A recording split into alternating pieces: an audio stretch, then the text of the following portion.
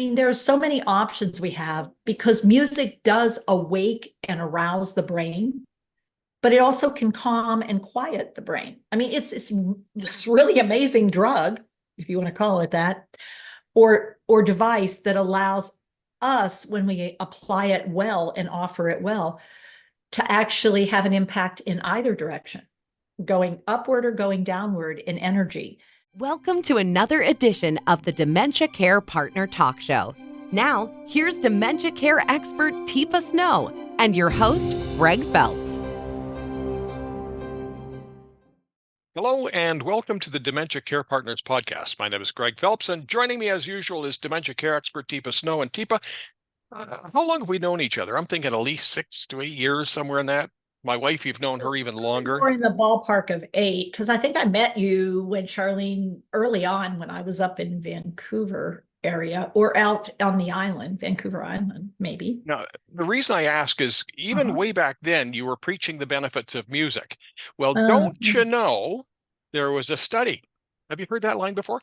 There was a study just recently released at SFU, Simon Fraser University, which is just down the road from us here in Vancouver, British Columbia. And what they came up with is all types of music, especially age-related, reward parts of the brain. Have you heard that before?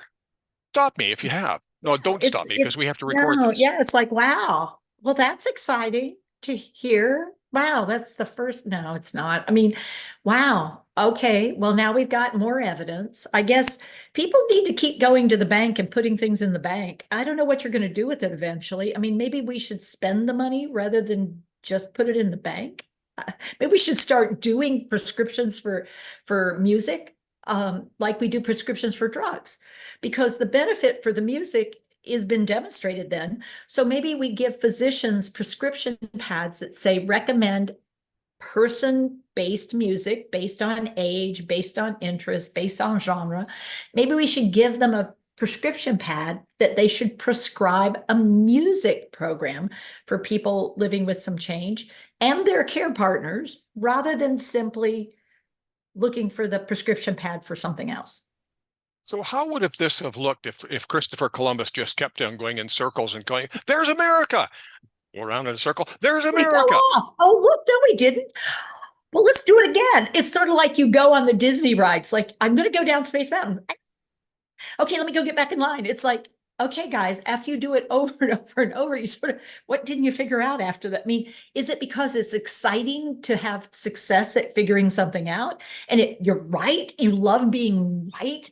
And so you want to go back and be right again. And it's like, I get it, but I'm into changing the culture of care.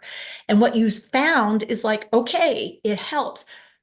Let's move it forward. Let's not just repeat the ride again. I mean, that's like being on a Ferris wheel, just staying in the same seat, going around and around, or merry-go-round, or ride the roller coaster. And it's like, get off the roller coaster and go do something that matters. So, music for seniors, for dementia care, wasn't discovered yesterday. You know, like I said, when we first ever met, that was one of the things that you were talking about.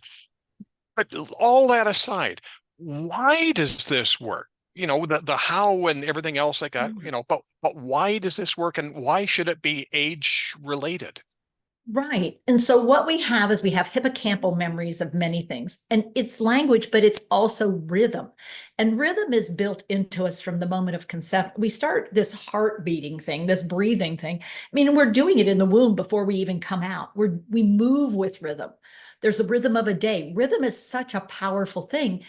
And we know that within the womb, I mean, there's plenty of research within the womb, babies are picking up on musical rhythms, voice rhythms, and music. I mean, babies move when music comes on, and moms move. And so one of the very last things we're going to lose is our sense of familiar rhythm.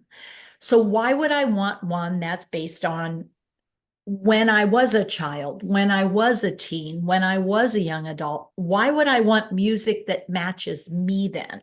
Given that we know there are hippocampal areas and there are amygdala areas that make me feel safe and secure and find pleasure or feel that loss, that emotion. And I can think based on what's come from there. Why do you think, Greg, that that would be important then?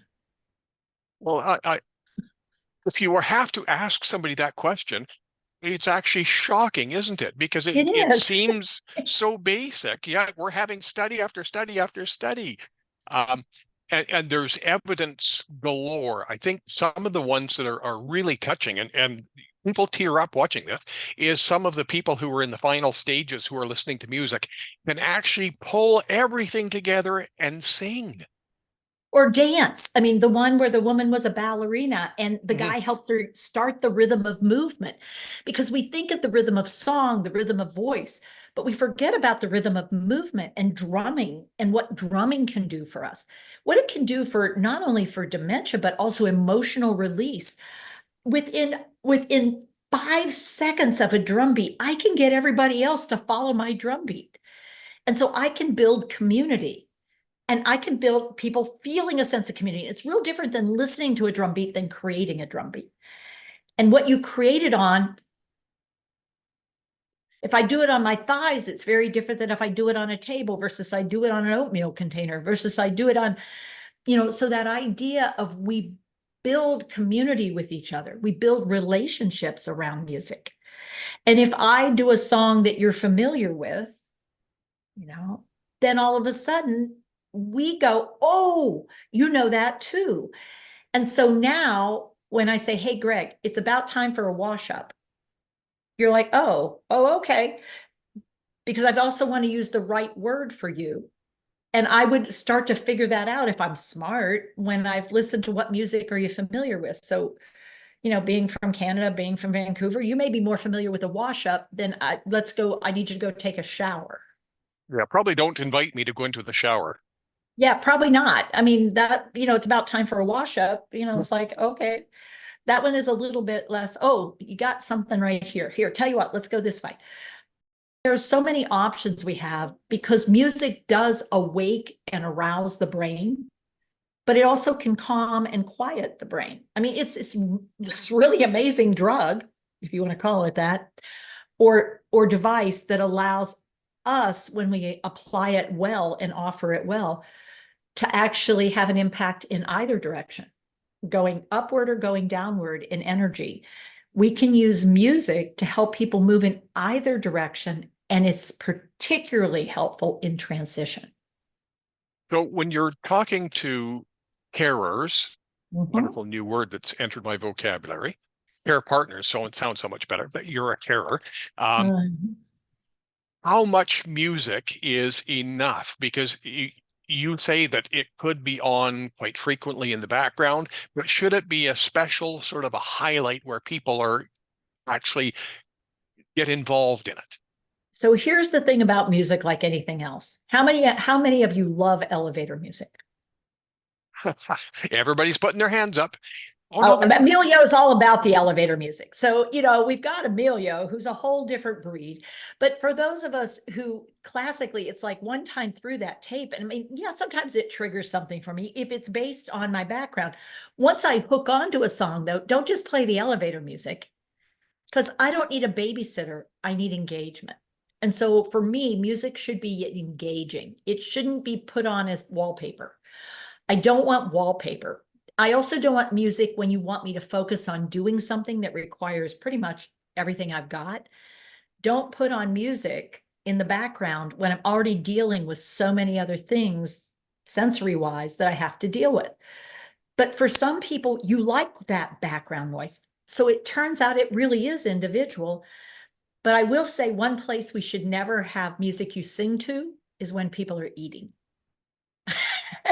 Because if I want somebody to eat and breathe and swallow and drink, I probably don't want to add singing because people can make mistakes, just like people choke when they laugh at a meal and they've got a bite of steak in their mouth. And that's not dementia. That's trying to do too many things at once.